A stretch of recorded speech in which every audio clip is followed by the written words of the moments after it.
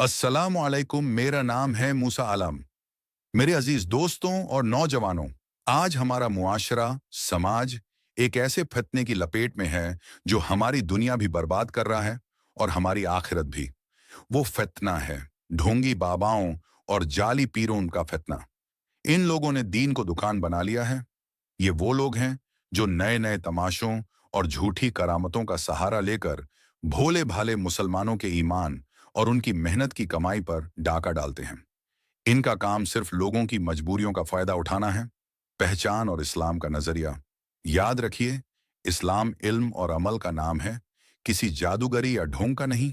जो शख्स शरीयत का पाबंद न हो, जो नमाज और रोजे से दूर हो और जो गैर महरम खवातीन महिलाओं के साथ तन्हाई में बैठता हो, वो पीर नहीं, वो शैतान का एजेंट है। हमने कुरान और सुन्नत को छोड़कर इन ढोंगियों के दर पर सर झुकाना शुरू कर दिया है। इनके पास कोई शिफा नहीं, इनके पास सिर्फ धोखा है। अल्लाह ताला ने फरमाया है कि कामयाबी सिर्फ तकवा, परहेजगारी में है, न कि किसी जाली बाबा के ताबीज या उसके झूठे वादों में। तो आज मैं आपके सामने सलमाना जहरी साहब का वीडियो लेकर आया हूं। इस वीडियो में आपको ज्यादा से ज्यादा जानकारी लेने पूरा देखना है। तो चलिए मैं आपको बताता चलूं कि इस वीडियो से आपको कुछ भी सीखने को मिले तो लाइक सब्सक्राइब जरूर से करते और बेल आइकन दबाना ना भूले, और हो सके तो ज्यादा से ज्यादा शेयर जरूर करें। चलिए वीडियो शुरू करते हैं। लेकिन कभी कभार ऐसा होता है कि कुछ बाबा वो तो साइकोलॉजी खेल रहे हैं, मतलब लोगों के दिमाग पढ़ करके भी खेल रहे हैं। तो यहाँ पर तो बेचारे कुछ हमारे चले गए, लेकिन कुछ ऐसे हैं बहुत ढीठ है, इससे भी आगे करके दिखाते हैं, कुछ और बड़ी चीजें भी करके दिखाते हैं। हाथ रगड़ करके सिक्का निकाल दिया, अरे बाबा बहुत पहुंचे हुए।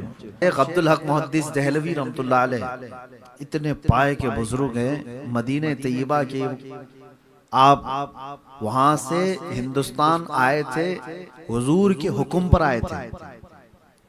हुजूर पाक सल्लल्लाहु अलैहि वसल्लम की ख्वाब में जियारत करते थे और मदीने में रहते थे। अल्लाह के नबी सल्लल्लाहु अलैहि वसल्लम का हुक्म हुआ था कि तुम जाओ हिंद में मेरी हदीसों को फैलाओ। इल्म हदीस आज भी अगर आप पूछेंगे, चाहे कोई भी हो, यहाँ जितने सुन्नी देवबंदी जितने भी मदारिस हो, ऊपर जाकर के शेख अब्दुल हक मुहद्दिस दहलवी साहब से ही सनद ऊपर जाती है हिंदुस्तान में, सनद हदीस।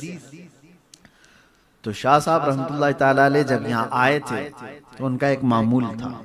हुजूर पाक सल्लल्लाहु अलैहि वसल्लम की बारगाह में अरीजा पेश करके आए थे, बड़ा दूर का सफर कर रहा हूँ, मदीने से दूरी मुझे बर्दाश्त नहीं होती, करम इतना फरमाए कि दिन भर में लोगों में हदीस की नशर इशात करूंगा, शाम को थका हारा आ जाऊं, आंखें बंद करूं तो आका आपकी जियारत हो जाए, मदीने की जियारत हो जाए या रोज़े रसूल की जियारत हो जाए। तो ये मामूल सैयदना अब्दुल हक मुहद्दिस दहलवी का था। जब आए, बुजुर्गों ने लिखा है कि वो दिन भर दर्स व तदरीस करते, हदीस पढ़ाते और शाम को मुराकबे में जाते, नबी पाक सल्लल्लाहु ताला अलैहि वसल्लम के रोज़े की जियारत करते या हुजूर पाक की भी जियारत कर लेते। ये रोज़ का मामूल था। एक दिन ऐसा आया कि आप एक बस्ती से गुजर रहे थे, बहुत तवज्जो से सुने बाबाओं के आशिक लोग, और ये मेरा पैगाम सबको पहुंचा है। ये आज के जमाने का बाबा नहीं है, शेख अब्दुल हक मुहद्दिस दहलवी के जमाने की बात कर रहा हूं। गुजर रहे थे, किसी बस्ती से गुजरते गुजरते एक जंगल से आपका गुजर हुआ, तो आपने देखा एक खीमा लगा है और बहुत सारे लोगों की भीड़ जमा है। तो आप भी वहां पहुंच गए, लोगों से पूछा कि क्या है यहाँ पर। कहा एक बहुत बड़े बुजुर्ग हैं यहाँ पर, अल्लाह वाले हैं, बहुत पहुंचे हुए हैं और तसव्वुफ की बड़ी बातें हैं, दिल पर लगने वाली बातें उनकी हैं। तो मुरीदीन की बहुत बड़ी एक जमात बैठी हुई थी, आप भी वहां शरीक हो गए। जो बुजुर्ग थे छोटी सी झोपड़ी में थे और चारपाई पे बैठे हुए थे। शेख साहब रहमतुल्लाह अलैह जैसे ही आए, आंखें बंद करके उन्होंने कहा कि शाह साहब करीब आ जाइए, मौलाना इल्म हदीस के जानकार, आप तशरीफ लाइए, करीब आइए। जब किसी को कोई नाम से पुकारे तो वहीं तो ढह जाएगा, पूरा मेरा सब कुछ पता है हजरत को। तुमने बुलाया और उसके बाद बिठाया। शाह साहब रहमतुल्लाह अलैह बैठे और उसके बाद वो बुजुर्ग जब बातें करने लगे, तसव्वुफ की वो पहुंची हुई बातें, मारिफत की, हकीकत की, तरीकत की बातें, तो आपके दिल पर भी बड़ा असर हुआ। आप भी उनके बहुत बातों से मुतासिर हुए। महफिल खत्म होने को थी, बगल में मटका रखा हुआ था और उसमें शराब भरी हुई थी। बुजुर्ग ने अपने मुरीद को बुलाया, या जो इंस्टेंट खिलाफत लिया होगा उसको कहा कि भरो जाम भर के दो। एक प्याला शराब का भरा गया और वो बुजुर्ग के हाथ में दिया गया। उन्होंने लिया और उसके बाद शाह साहब रहमतुल्लाह अलैह से कहा, इनको भी एक प्याला दो। ओरिजिनल शराब की बात कर रहा हूँ, कोई शराब इश्क, शराब मोहब्बत, शायरों की शराब नहीं, जो नशा लाती है धतूरा, उसी की बात कर रहा हूँ। शराब खुद एक प्याले में और दूसरा प्याला हुक्म दिया कि शाह साहब को एक प्याला दो। आप देखते रह गए। शाह साहब रहमतुल्लाह अलैह इल्म हदीस के ऐसे आपको हजारों हदीसें, जो हाफिज हैं जिसके, वो इल्म हदीस के बादशाह कहलाते। आपने कहा हरगिज नहीं, मैं छूऊंगा भी नहीं, शराब हराम है। शेख आप क्या कर रहे हैं ये? सुनो, बुजुर्ग जो बैठा हुआ है या पीर साहब जो बैठे हुए हैं, उन्होंने सीधे क्या कहा, मौलाना पी लो, वरना रोजाना जो तुम बारगाह रसूल की हाजिरी देते हो वो बंद करा दूंगा। अब सोचो, ये राज की बात है। शाह साहब रहमतुल्लाह अलैह तन्हा मुराकबे में बारगाह मुस्तफा की हाजिरी देते थे। शाह साहब रहमतुल्लाह ताला अलैह ही मुराकबा करते और वो ज़ियारत करते। अब जब बंदा कोई सामने वाला इतनी बड़ी बात बोल दे तो अब क्या रहेगा। अब उसके बाद इम्तिहान की घड़ी है, याद रखो। शाह साहब प्याला लिया, कप कपाते हुए हाथों के साथ कहा कि ये कैसे मेरी बात जानते हैं। फिर आपने कहा नहीं, शराब नहीं पीऊंगा, वापस। मेरे मुस्तफ़ा करीम सल्लल्लाहु अलैहि वसल्लम की शरीयत है, शराब अगर मेरे नबी ने हराम फरमाया है तो कयामत तक किसी के लिए हलाल नहीं हो सकती। मेरे लिए भी नहीं, आपके लिए भी नहीं, किसी के लिए भी हलाल नहीं हो सकती। फिर उन्होंने कहा, मैं तुम्हारी रोजाना की महफिलें देखता हूं और उसके बाद शाम में तुम्हारी हाजिरी किस वक्त होती वो भी जानता हूं, बंद करा दूंगा। शाह साहब एक तरफ शरीयत मुस्तफ़ा सल्लल्लाहु अलैहि वसल्लम और एक तरफ ये शैतानी शरारत, इसको क्या समझा जाए, और एक तरफ ये इम्तिहान के बाबा तो जान तो रहा है सारी चीजें, ये पहुंचा हुआ तो है। अब यहाँ पर आपने कहा शाह साहब ने कि थोड़ी देर के लिए मैं यहाँ से उठ जाता हूँ, मुझे समझ नहीं आ रही है, कुछ कोई बात समझ में नहीं आ रही है, लेकिन पीऊंगा तो नहीं।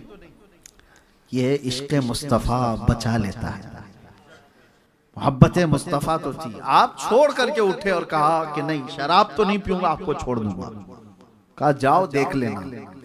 बात आई गई हो गई, चलो ठीक है। आप कहेंगे तुक्का मारा होगा, साइकोलॉजिकल जो है किसी की दिमाग को पढ़ लिया होगा कि ये डेली क्या करता है और बोल दिया होगा, यहां तक तो सही है। शाह साहब इस वाकये से बहुत डिप्रेस्ड, बहुत परेशान थे। आए उसके बाद शाम को अपने मामूल के मुताबिक मुराकबे में बैठ गए, हुजूर पाक सल्लल्लाहु ताला अलैहि वसल्लम की जियारत करने के लिए।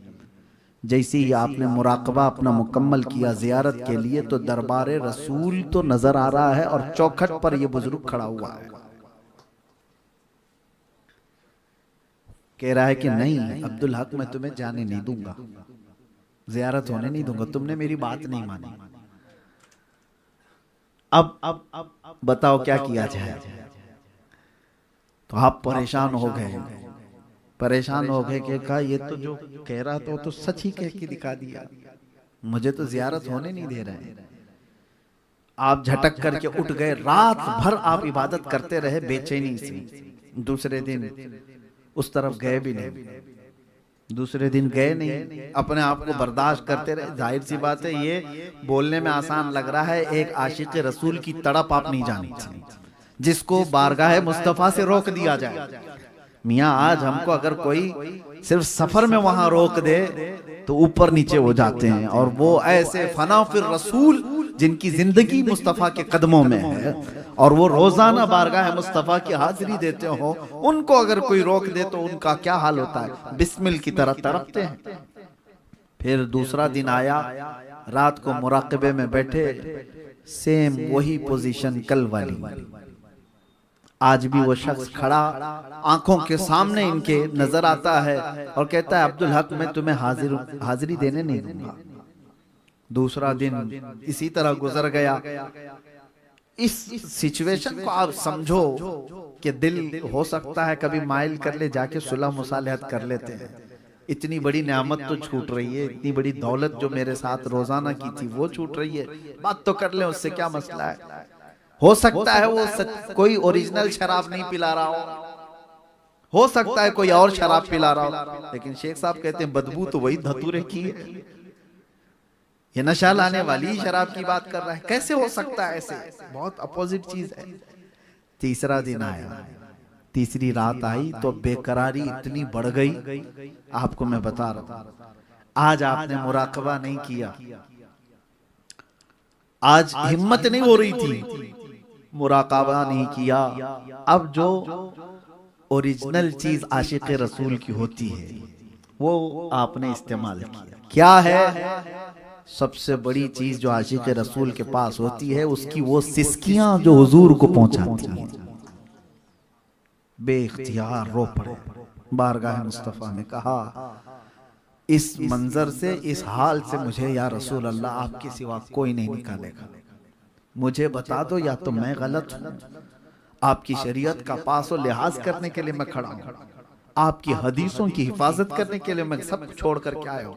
आका अगर मैं गलत हूं तो मुझे मार दिया जाए, मगर इस तड़प को और लंबी ना कीजिए, इस बेकरारी को और लंबी ना की जाए, अगर मुझसे कोई खता हुई है।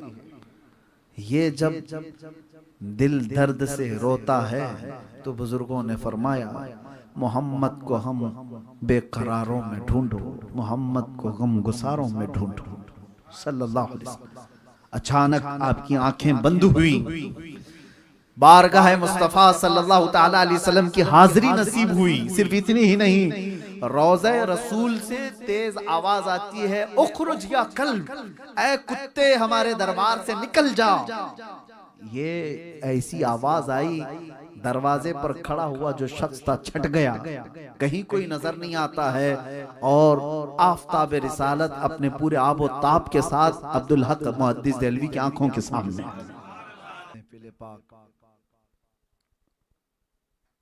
सरकार गौसे आजम रज़ी अल्लाह तआला अन्हु की 11वीं शरीफ की मुनासिबत से रखी गई।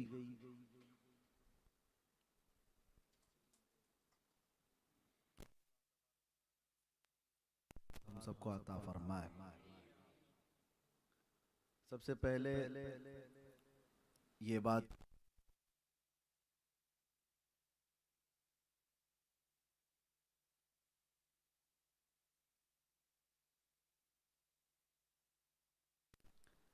कि ये बहुत बड़ी बड़ी कॉन्फ्रेंसों और बड़े जलसों के मुकर्रिर हैं,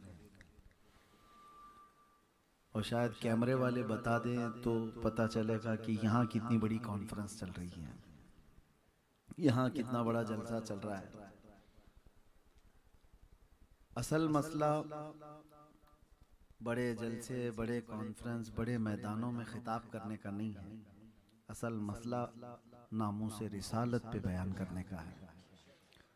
वो चाहे 4 लोग हों या 4 लाख लोग हों, हम बात सब जगह वही करते हैं।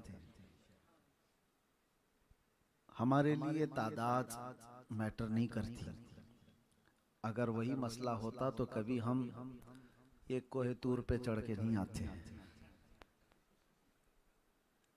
तकरीबन इतनी ऊंची सीढ़ियां चढ़कर और एक छोटी सी महफिल के लिए हमने कभी ऐसा स्टेटस नहीं बनाया है जहां हुजूर पाक सल्लल्लाहु ताला अलैहि वसल्लम की बात होती है, जहां अल्लाह ताला के महबूबों का जिक्र होता है।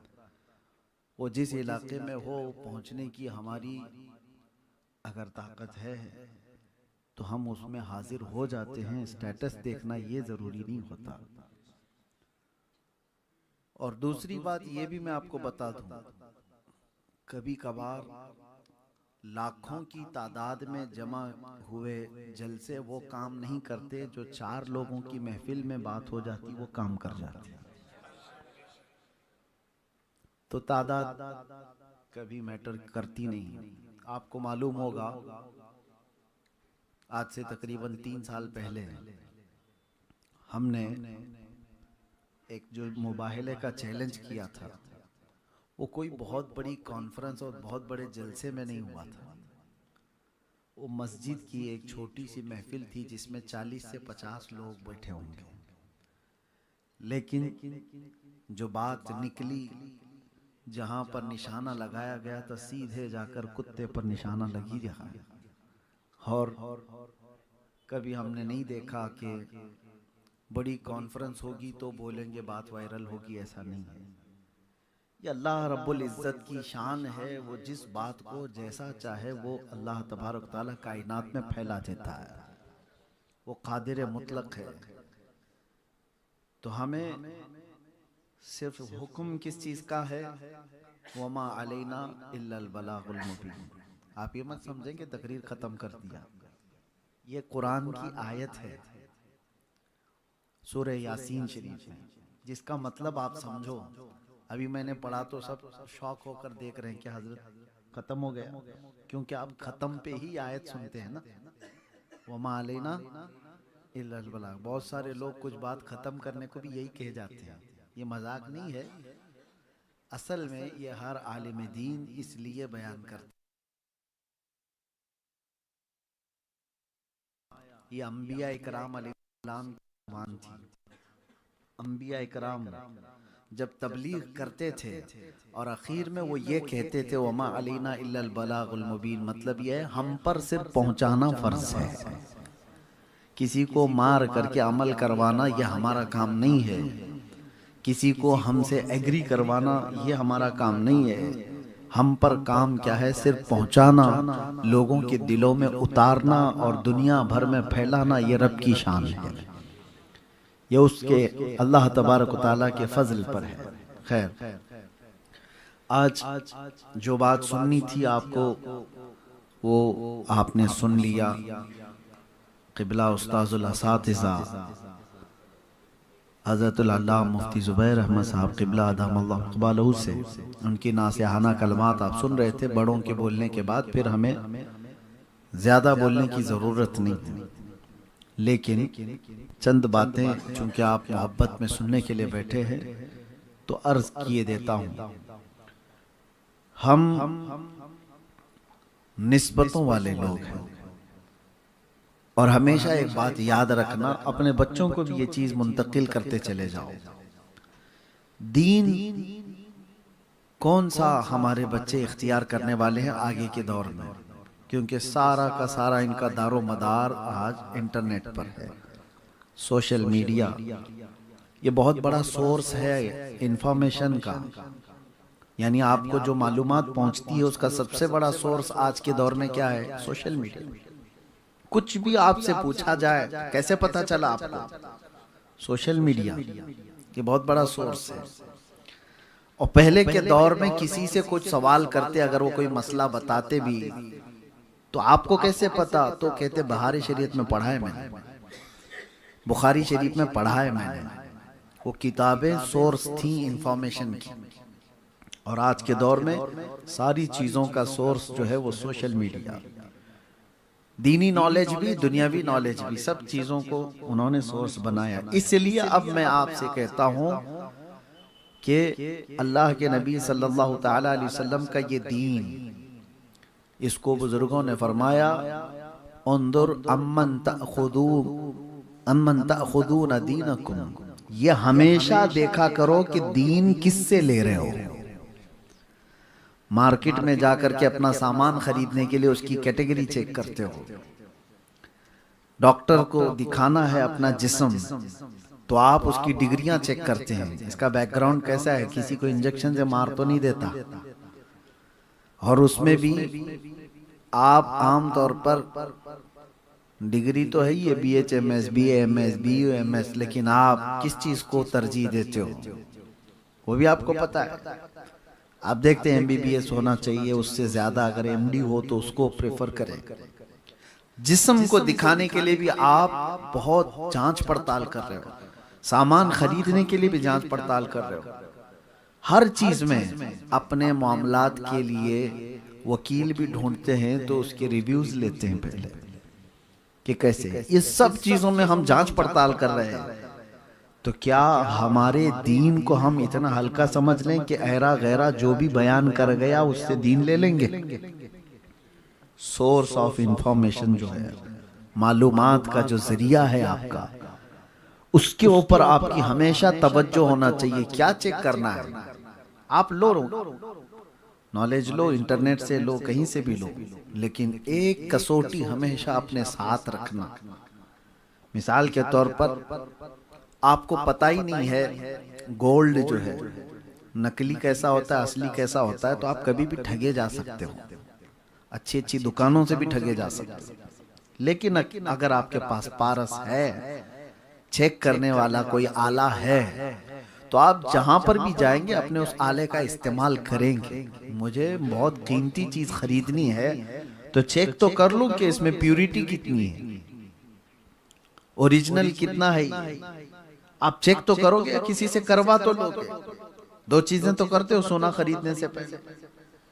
इसलिए एक पारस आपके पास होना चाहिए, एक कसौटी आपके पास होना चाहिए कि दीन जो हासिल कर रहे हो, एक बहुत बड़ी दौलत आप हासिल कर रहे हो और सोर्स आपको लेना है, तो इस कसौटी के जरिए से परख करके देखना। कभी ये मत देखना कि इसका जुब्बा कैसा है, इसकी टोपी कैसी है, इसकी दाढ़ी कैसी है, इसके पास डिग्रियां कौन सी हैं, ये इंजीनियर है कि डॉक्टर है कि प्रोफेसर है, कौन से मदरसे का फारिग है। ये सब चीजें बाद में मैटर करती हैं। सबसे पहले ये देखना इश्क रसूल कितना, नबी पाक सल्लल्लाहु तआला अलैहि वसल्लम की ये मोहब्बत में कितना।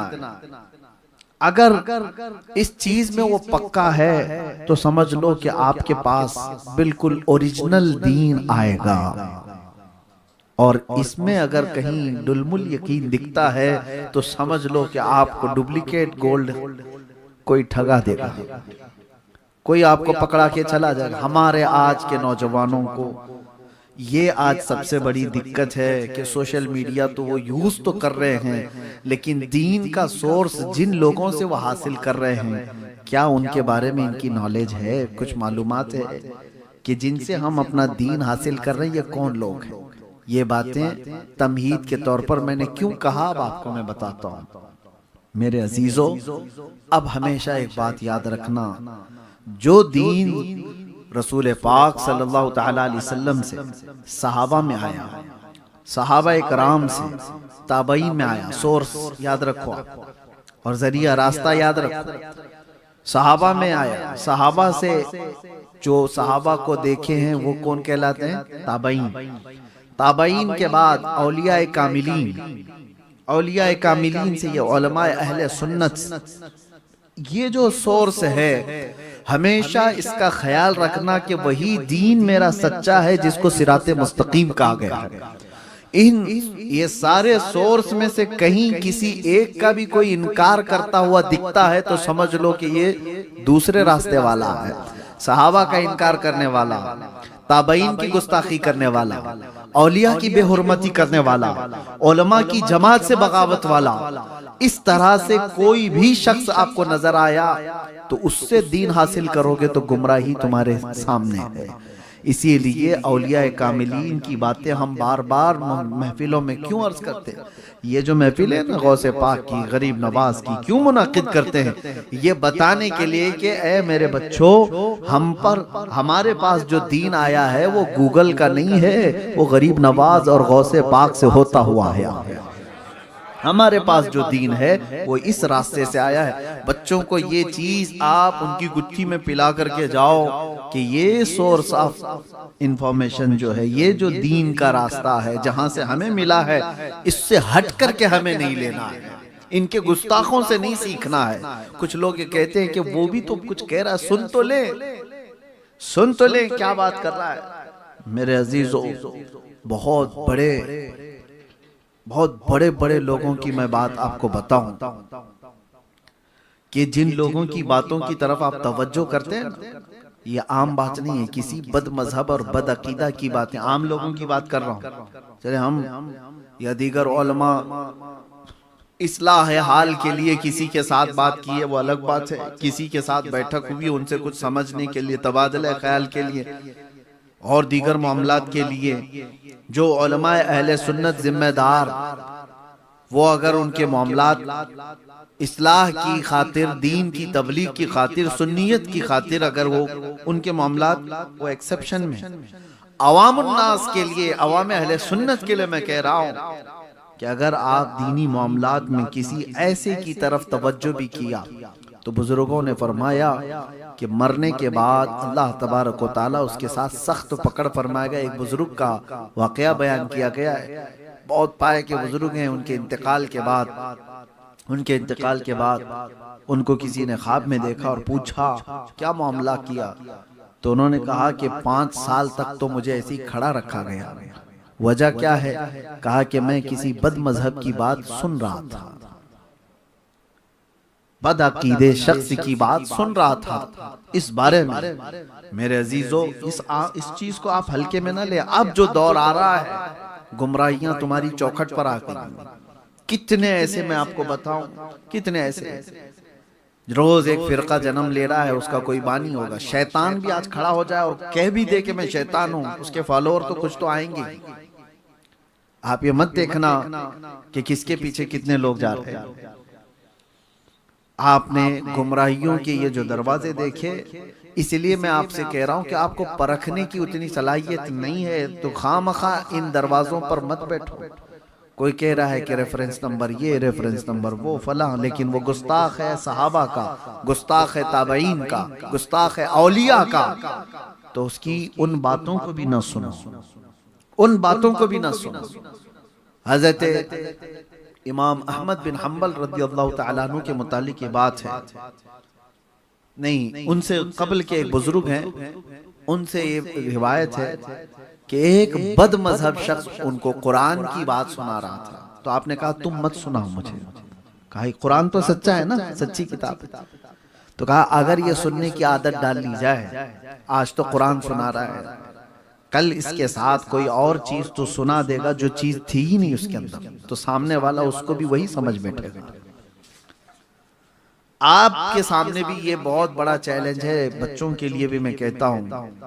ये बात इसलिए अर्ज कर रहा हूं कि सरकार गौसे पाक रदी अल्लाह तआला अन्हु, सरकार गरीब नवाज पर ओछे हमले करने वाले ऐसे सोशल मीडिया के जोकर अभी देखे हमने, पाकिस्तान से उठे हुए, वहां पता नहीं रोज एक फिरका जन्म लेता है और 72 से ज्यादा हो चुके होंगे वहां पे।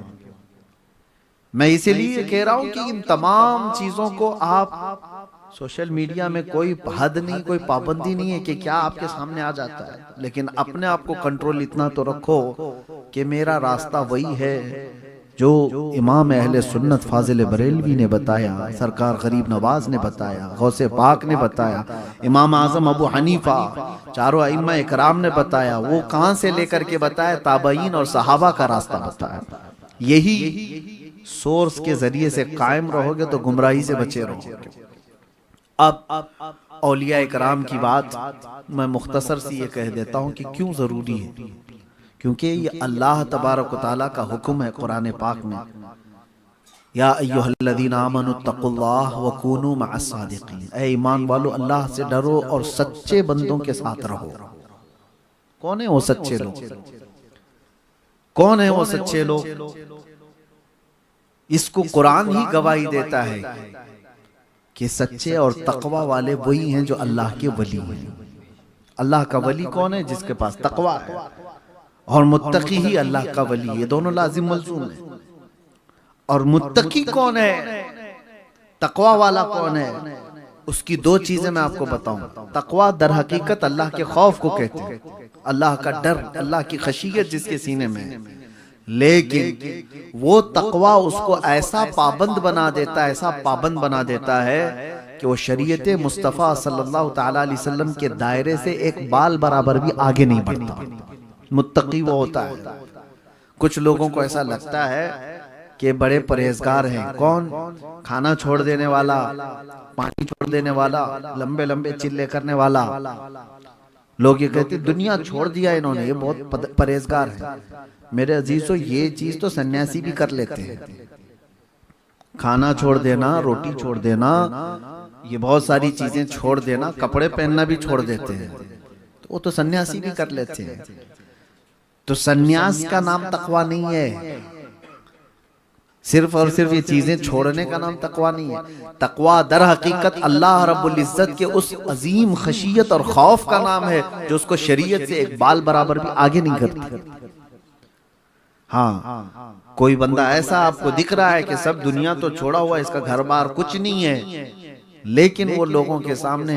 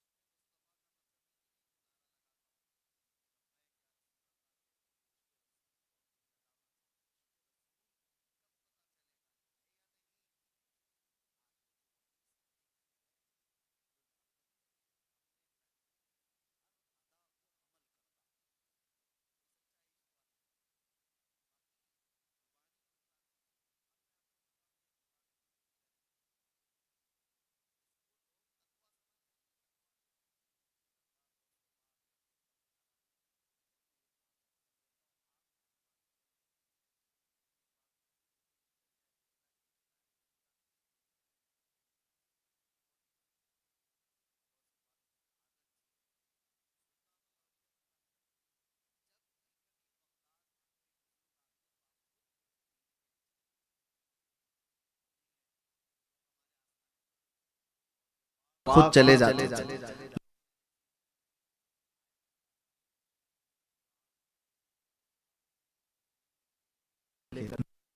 उस बुजुर्ग सरकार गौसे पाक जब चल करके गए, दरियाए दजला के किनारे जो रेत पड़ी हुई थी वहां पर पहुंचे तो लोग वहां तो बहुत सारे थे। गौसे पाक ने पूछा वो अल्लाह वाले कहाँ हैं? कहा अभी चले गए। 3 दिन से मुसलसल यहीं पर इबादत कर रहे थे, लेकिन अभी थोड़ा वक्त हुआ वो यहाँ से कूच कर गए, सफर पे चले गए। आपने कहा मुझे बड़ा अफसोस है कि मैं मिल नहीं पाया। उसके बाद गौसे पाक ने पूछा कि वो इबादत कहाँ करते थे? तो लोगों ने बताया ये रेत पर। तो आप जा करके देखते हैं तो रेत पर हाथ के पैरों के निशान थे जो सजदे करते थे। सजदे में हो जाते हों तो हाथों के निशान भी थे, पैरों के निशान भी थे। आपने गौर से देखा और उसके बाद कहा वो झूठा शख्स है, वो अल्लाह का वली नहीं है जिसको तुम समझ बैठे थे। लोगों ने कहा आपने तो उन्हें देखा भी नहीं, आप कैसे कह रहे हो? तो आपने फरमाया अल्लाह का वली वो होता है जो मेरे नबी पाक की हर सुन्नत पर अमल करता है, सुन्नत मुस्तफ़ा को वो तर्क नहीं करता। तो कहा आपने क्या देखा? कहा देखो जिसको तुम बुजुर्ग समझ बैठे थे, ये देख रहे हो रेत पर उसके उंगलियों के निशान है सजदे के।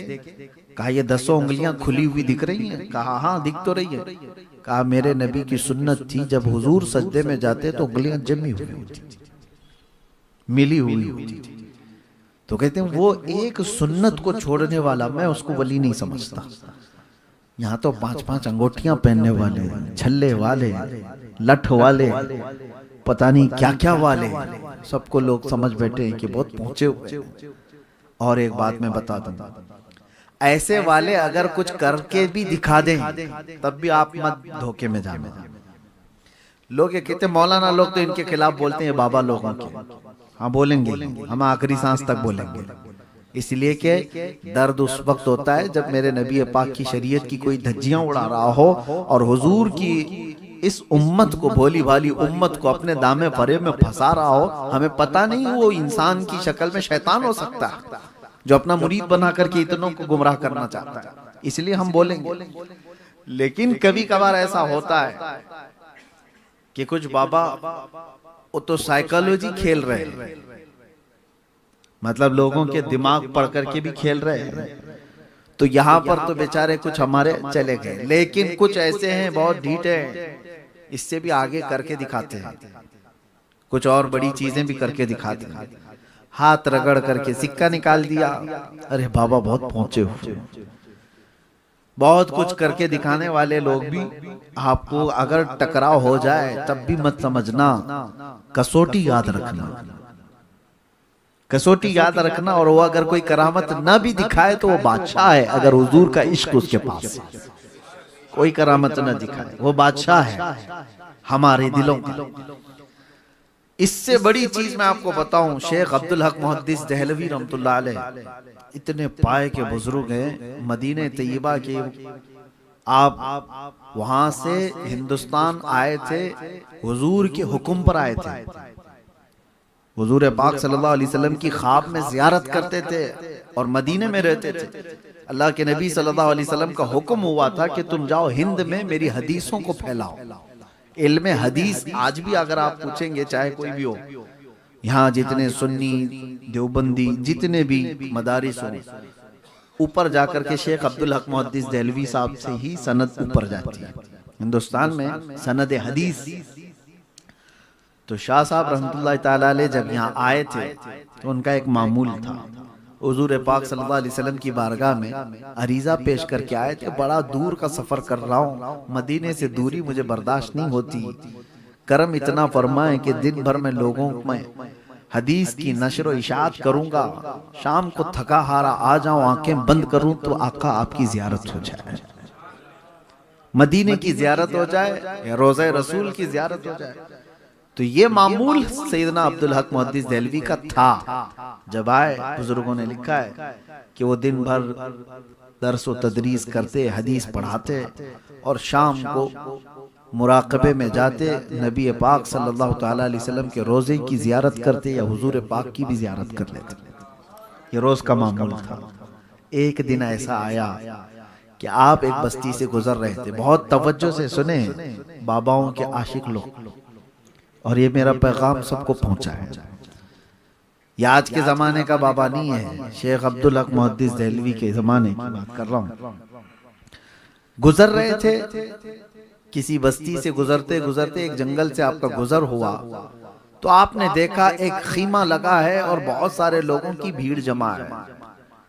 तो आप भी वहां पहुंच गए, लोगों से पूछा कि क्या है यहाँ पर। कहा एक बहुत बड़े बुजुर्ग हैं यहाँ पर, अल्लाह वाले हैं, बहुत पहुंचे हुए हैं और तसव्वुफ की बड़ी बातें हैं, दिल पर लगने वाली बातें उनकी हैं। तो मुरीदीन की बहुत बड़ी एक जमात बैठी हुई थी, आप भी वहां शरीक हो गए। जो बुजुर्ग थे छोटी सी झोपड़ी में थे और चारपाई पे बैठे हुए थे। शेख साहब रहमतुल्लाह अलैह जैसी आए, आंखें बंद करके उन्होंने कहा कि शाह साहब करीब आ जाइए। मौलाना इल्म हदीस के जानकार, आप तशरीफ लाइए, करीब आइए। जब किसी को कोई नाम से पुकारे तो वहीं तो ढह जाएगा, पूरा मेरा सब कुछ पता है हजरत को। तुमने बुलाया और उसके बाद बिठाया, शाह साहब रहमतुल्लाह अलैह बैठे और उसके बाद वो बुजुर्ग जब बातें करने लगे, तसव्वुफ की वो पहुंची हुई बातें, मारिफत की, हकीकत की, तरीकत की बातें, तो आपके दिल पर भी बड़ा असर हुआ। आप भी उनके बहुत बातों से मुतासिर हुए। महफिल खत्म होने को थी, बगल में मटका रखा हुआ था और उसमें शराब भरी हुई थी। बुजुर्ग ने अपने मुरीद को बुलाया, या जो इंस्टेंट खिलाफत लिया होगा उसको कहा कि भरो जाम भर के दो। एक प्याला शराब का भरा गया और वो बुजुर्ग के हाथ में दिया गया, उन्होंने लिया और उसके बाद शाह साहब रहमतुल्लाह अलैह से कहा इनको भी एक प्याला दो। ओरिजिनल शराब की बात कर रहा हूं, कोई शराबे इश्क, शराबे मोहब्बत, शायरों की शराब नहीं, जो नशा लाती है धतूरा, उसी की बात कर रहा हूं। शराब खुद एक प्याले में और दूसरा प्याला हुक्म दिया कि शाह साहब को एक प्याला दो। आप देखते रह गए। शाह साहब रहमतुल्लाह अलैह इल्म हदीस के ऐसे जान, आपको हजारों हदीसें जो हाफिज हैं जिसके, वो इल्म हदीस के बादशाह कहलाते। आपने कहा हरगिज नहीं, मैं छूऊंगा भी नहीं, शराब हराम है। शेख आप क्या कर रहे हैं ये? सुनो, बुजुर्ग जो बैठा हुआ है या पीर साहब जो बैठे हुए हैं, उन्होंने सीधे क्या कहा, मौलाना पी लो, वरना रोजाना जो तुम बारगाह रसूल की हाजिरी देते हो वो बंद करा दूंगा। अब सोचो, ये राज की बात है। शाह साहब रहमतुल्लाह अलैह तन्हा मुराकबे में बारगाह मुस्तफा की हाजिरी देते थे। शाह साहब रहमतुल्लाह ताला अलैह ही मुराकबा करते और वो जियारत करते। अब जब बंदा कोई सामने वाला इतनी बड़ी बात बोल दे तो अब क्या रहेगा। अब उसके बाद इम्तिहान की घड़ी है ये, याद रखो। शाह साहब प्याला लिया कप कपाते हुए हाथों के साथ, कहा कि ये कैसे मेरी बात जानते हैं। फिर आपने कहा नहीं, शराब नहीं पीऊंगा, वापस। मेरे मुस्तफ़ा करीम सल्लल्लाहु अलैहि वसल्लम की शरीयत है, शराब अगर मेरे नबी ने हराम फरमाया है तो कयामत तक किसी के लिए हलाल नहीं हो सकती। मेरे लिए भी नहीं, आपके लिए भी नहीं, किसी के लिए भी हलाल नहीं हो सकती। फिर उन्होंने कहा मैं तुम्हारी रोजाना की महफिलें देखता हूं और उसके बाद शाम में तुम्हारी हाजिरी किस वक्त होती वो भी जानता हूं, बंद करा दूंगा। शाह साहब एक तरफ शरीयत मुस्तफ़ा सल्लल्लाहु अलैहि वसल्लम और एक तरफ ये शैतानी शरारत, इसको क्या समझा जाए, और एक तरफ ये इम्तिहान के बाबा तो जान तो रहा है सारी चीजें, ये पहुंचा हुआ तो है। अब यहाँ पर आपने कहा शाह साहब ने कि थोड़ी देर के लिए मैं यहाँ से उठ जाता हूँ, मुझे समझ नहीं आ रही है, कुछ कोई बात समझ में नहीं आ रही है, लेकिन पीऊंगा तो नहीं। ये इश्क मुस्तफा बचा लेता है, मोहब्बत मुस्तफा तो थी। आप छोड़ करके उठे और कहा कि नहीं शराब तो नहीं पीऊंगा, आपको छोड़ दूंगा। कहा जाओ देख लेना। बात आई गई हो गई, चलो ठीक है। आप कहेंगे तुक्का मारा होगा, साइकोलॉजिकल जो है किसी की दिमाग को पढ़ लिया होगा कि ये डेली क्या करता है और बोल दिया होगा, यहां तक तो सही है। शाह साहब इस वाकये से बहुत डिप्रेस्ड, बहुत परेशान थे। आए उसके बाद शाम को अपने मामूल के मुताबिक मुराकबे में बैठ गए, हुजूर पाक सल्लल्लाहु ताला अलैहि वसल्लम की जियारत करने के लिए। जैसे ही आपने मुराकबा अपना मुकम्मल किया जियारत के लिए, तो दरबारे रसूल तो नजर आ रहा है और चौखट पर यह बुजुर्ग खड़ा हुआ है। कह रहा है कि नहीं अब्दुल हक, मैं तुम्हें जाने नहीं दूंगा, जियारत होने नहीं दूंगा, तुमने मेरी बात नहीं मानी। अब बताओ क्या किया जाए। तो आप परेशान हो गए, परेशान हो गए कि कहा ये तो जो कह रहा था तो सच ही कह के दिखा दिया, मुझे तो जियारत होने नहीं दे रहे हैं। आप झटक करके उठ गए, रात भर आप इबादत करते रहे बेचैनी से। दूसरे दिन उस तरफ गए भी नहीं, दूसरे दिन गए नहीं, अपने आप को बर्दाश्त करते रहे। जाहिर सी बात है ये बोलने में आसान लग रहा है, एक आशिक रसूल की तड़प आप नहीं जानते जिसको बारगाह मुस्तफा से रोक दिया जाए। मियाँ आज हमको अगर कोई सिर्फ सफर में वहां रोक दे तो ऊपर नीचे हो जाते हैं, और वो ऐसे फना फिर रसूल जिनकी जिंदगी मुस्तफा के कदमों में है और वो रोजाना बारगाह मुस्तफा की हाजिरी देते हो, उनको अगर कोई रोक दे तो उनका क्या हाल होता है, बिस्मिल की तरह तड़पते हैं। फिर दूसरा दिन आया, रात को मुराकबे में बैठे, सेम वही पोजीशन कल वाली। आज भी वो शख्स खड़ा आंखों के सामने इनके नजर आता है और कहता है अब्दुल हक मैं तुम्हें हाजिरी देने नहीं दूंगा। दूसरा दिन इसी तरह गुजर गया। इस सिचुएशन को आप समझो कि दिल हो सकता है कभी माइल कर ले, जाके सुलह मुसालहत कर लेते हैं, इतनी बड़ी नेमत तो छूट रही है, इतनी बड़ी दौलत जो मेरे साथ रोजाना की थी वो छूट रही है, बात तो कर ले, उससे क्या मसला है। हो सकता है वो कोई ओरिजिनल शराब नहीं पिला रहा हो सकता है कोई और शराब पिला रहा हो, लेकिन शेख साहब कहते हैं बदबू तो वही धतूरे की है, ये नशा लाने वाली शराब की बात कर रहा है, कैसे हो सकता है ऐसे, बहुत अपोजिट चीज है।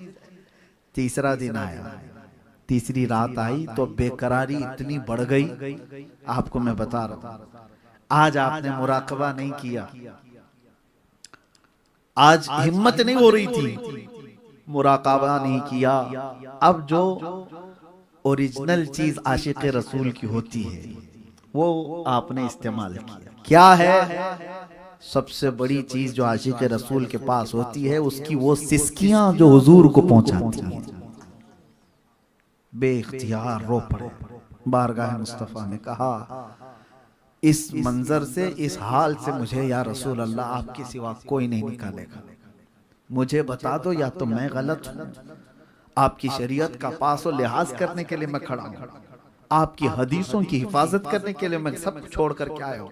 आका अगर मैं गलत हूं तो मुझे मार दिया जाए, मगर इस तड़प को और लंबी ना कीजिए, इस बेकरारी को और लंबी ना की जाए, अगर मुझसे कोई खता हुई है।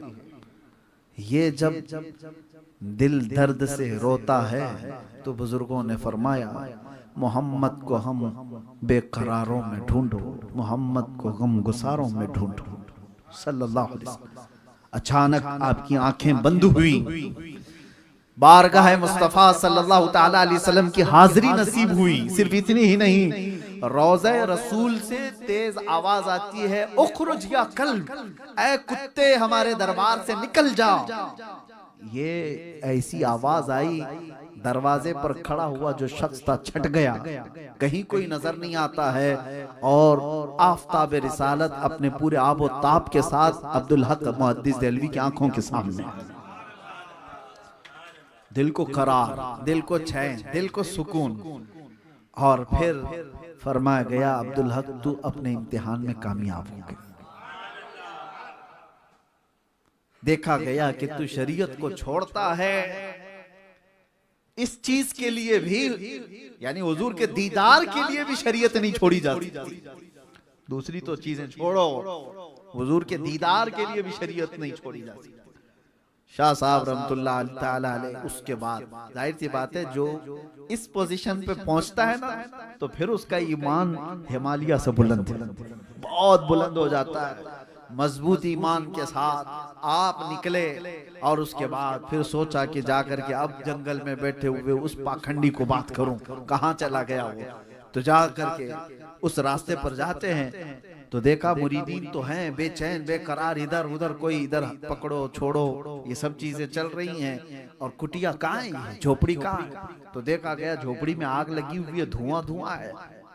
लोगों से पूछा कि साहब कहाँ चले गए, कहाँ गए पीर साहब। तो लोगों ने कहा हजरत हमको पता नहीं, अचानक एक हादसा हुआ, एक बिजली कड़की, बिजली का शोला झोपड़ी पर पड़ा तो पड़ा बिजली भी, इस शोले से आग की चिंगारियां निकलने लगी, धुआं तो आ रहा है। हम पीर साहब को बचाने के लिए निकले तो देखा झोपड़ी से पीर साहब नहीं, ये कुत्ता जा रहा था।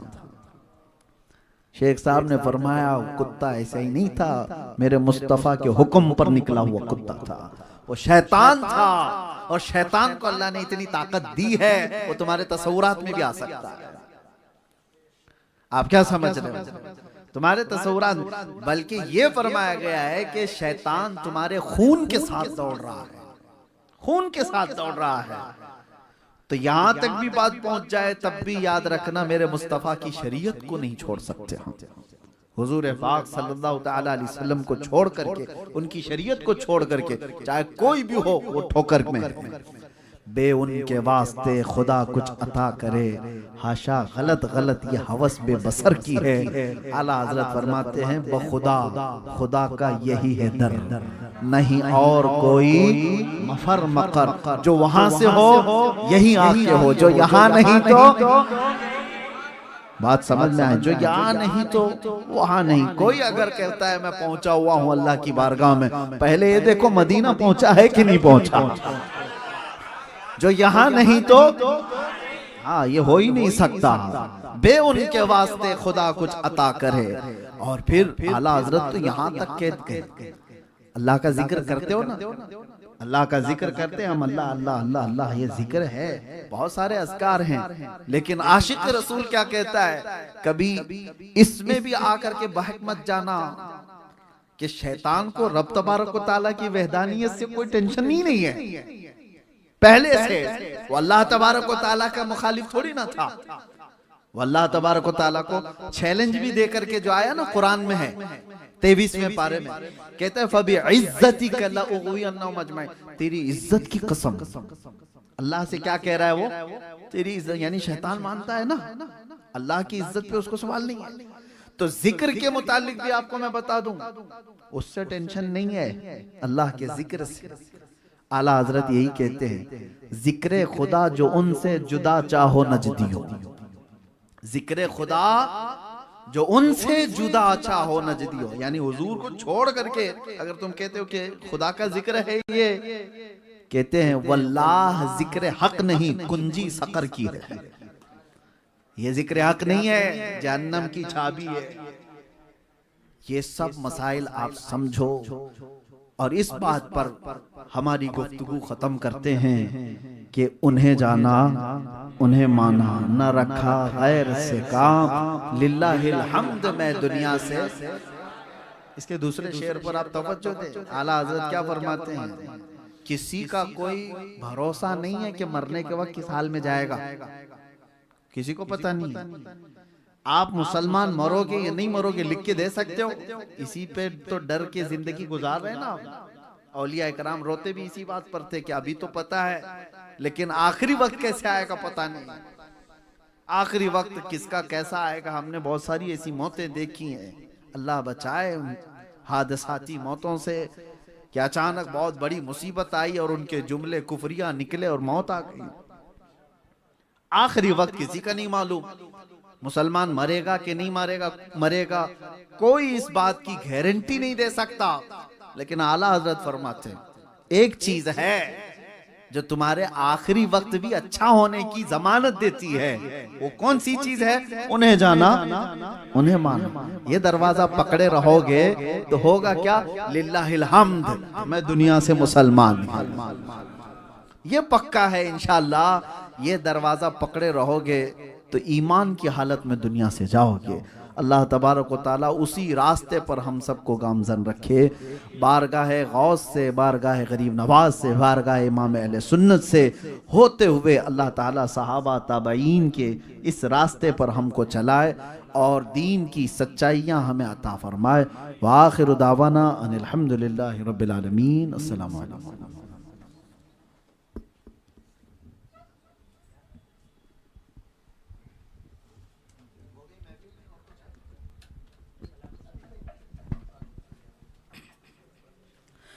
मुस्तफा जाने